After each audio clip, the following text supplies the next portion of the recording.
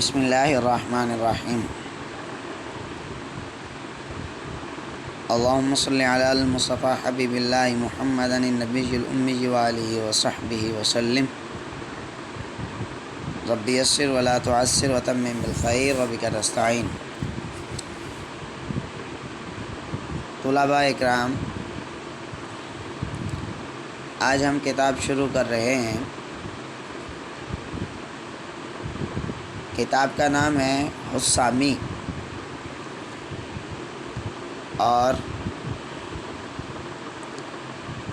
اس کا باب القیاس آج شروع کریں گے ہم۔ علامہ حسامی رحمہ اللہ تعالیٰ علیہ کا سن وفات 644 ہجری ہے۔ فقہ، اصول فقہ کے اندر جو یہ کتاب ہے بہت معتبر کتاب ہے۔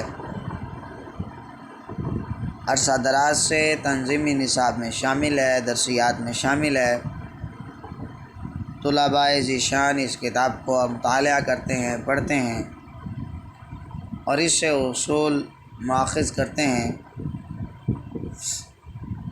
اس سے پہلے آپ تیسرے سال، چوتھے سال میں 2 کتابیں پڑھ چکے ہیں۔ ان میں اصول شاشی اور ساتھ میں آپ کتاب نور الانوار پڑھ چکے ہیں۔ اس سال آپ کی اصول فقہ کی کتاب حسامی ہے، اور نصاب کے اندر اس کا باب القیاس شامل ہے۔ اس سے پیچھے والی ابحاث اس میں شامل نہیں ہے۔ آج ہم ابتدا کریں گے، اور ابتدا میں کچھ باتیں ذکر کریں گے۔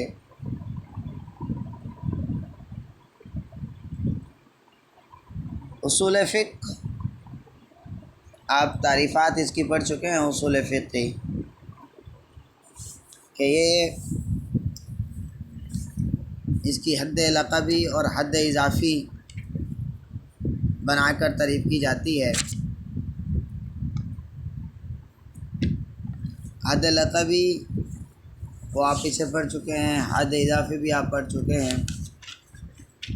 ہم چونکہ ٹائم بھی کم ہے پیچھے، کوشش کریں گے کہ ہم جیسے جلد از جلد کتاب کو مکمل کریں اور اس کے اسباق کو یاد کریں۔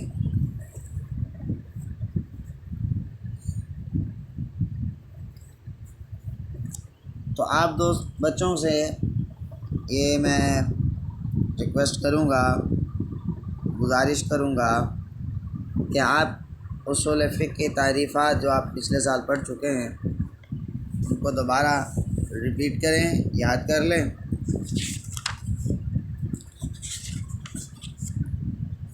اور اس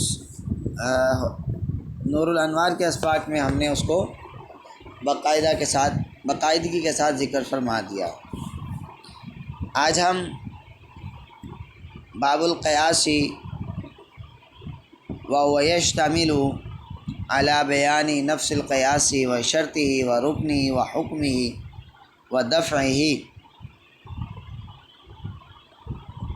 علامہ حسامی رحمہ اللہ تعالیٰ علیہ فرماتے ہیں یہ باب قیاس کے بیان میں ہے، اور یہ باب 5 چیزوں پر مشتمل ہے۔ نمبر 1 نفس قیاس کے، نمبر 2 قیاس کی شرائط کے بیان میں، نمبر 3 اس کے ارکان کے بیان میں، نمبر 4 اس کے حکم کے بیان میں، نمبر 5 اس پر جو اعتراضات وارد ہوتے ہیں ان اعتراضات کو دور کرنے کے بیان میں۔ سب سے پہلی جو بات علامہ حسامی نے باب القیاس شروع کرتے ہوئے فرمائی ہے، وہ فرماتے ہیں نفس القیاس۔ سب سے پہلے جو بات کی جائے گی اس باب میں وہ نفس قیاس کے اوپر بات کی جائے گی۔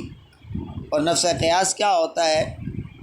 ایمانہ وحدہ لغۃ و شرعاً، کہ وہ اس کا معنی لغوی اور اصطلاحی بیان کرنا ہوتا ہے۔ فرماتے ہیں فَأَمَّا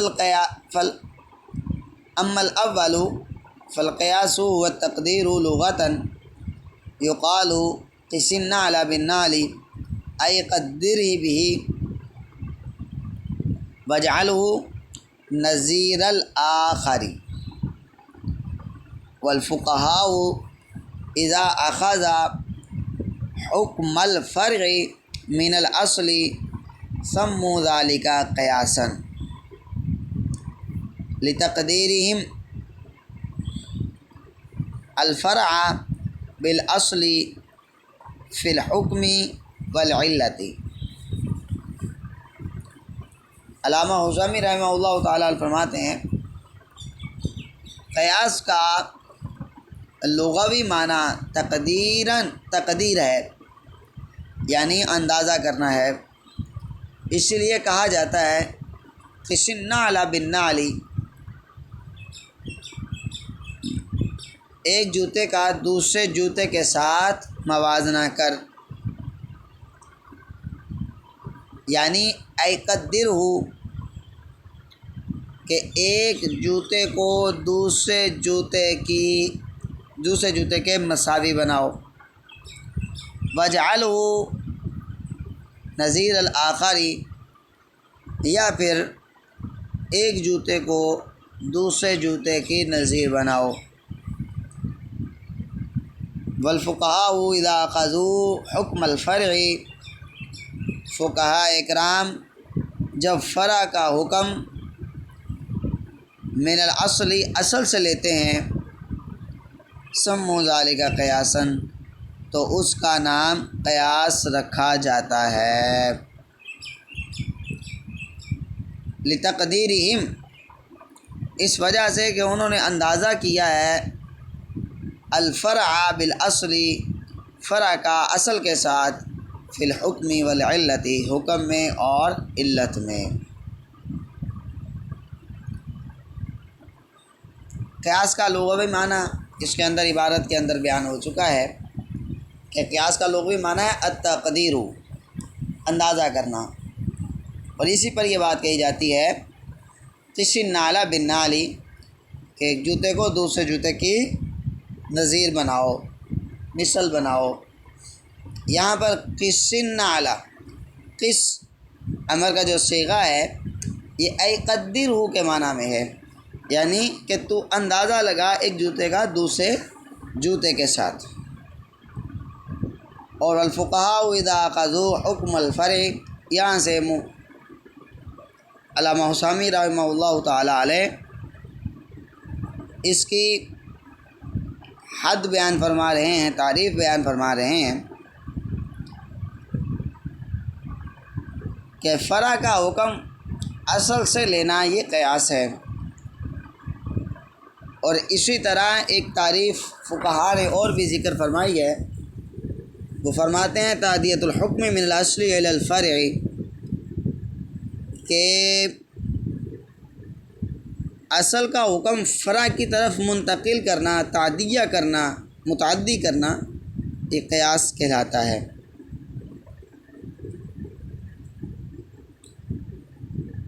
آگے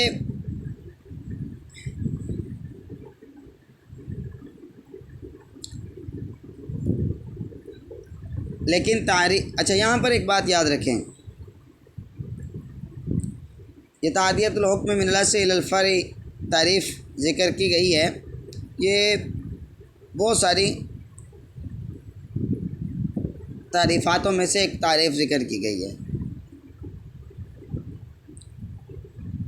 بعض فقہاء اکرام نے اس تعریف کو کہا ہے کہ یہ درست نہیں ہے۔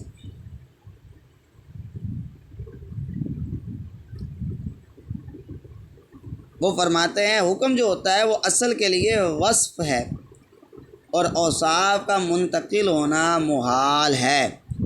اس اعتراض سے بچنے کے لیے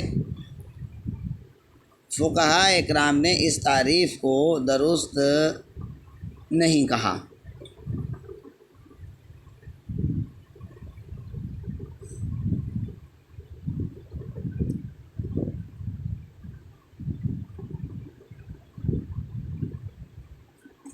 جو مصنف علیہ رحمہ نے تعریف ذکر کی ہے، مصنف کے نزدیک معتبر ترین تعریف وہی ہے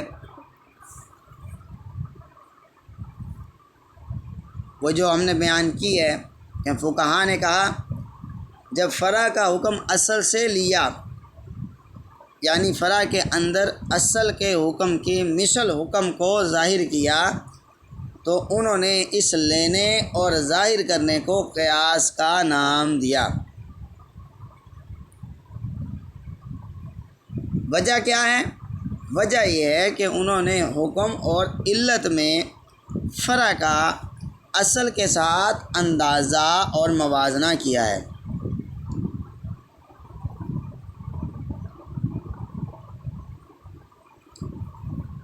لہذا یہ جو تعریف کی گئی ہے والفقهاء اذا اخذوا حکم الفرع من الاصل سموا ذلك قیاسا، یہ جو تعریف گزری ہے یہ تعریف احسن ہے، اور یہ تعریف فقہاء کرام کے اندر موجود اور راسخ ہے۔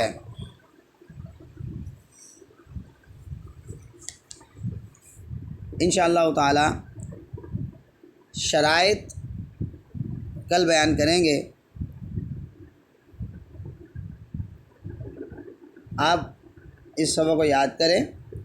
آج کے سبق میں زیادہ باتیں نہیں تھیں، 2 ہی باتیں تھیں۔ ایک تو قیاس کا لغوی معنی تھا اور دوسرا قیاس کا اصطلاحی معنی تھا۔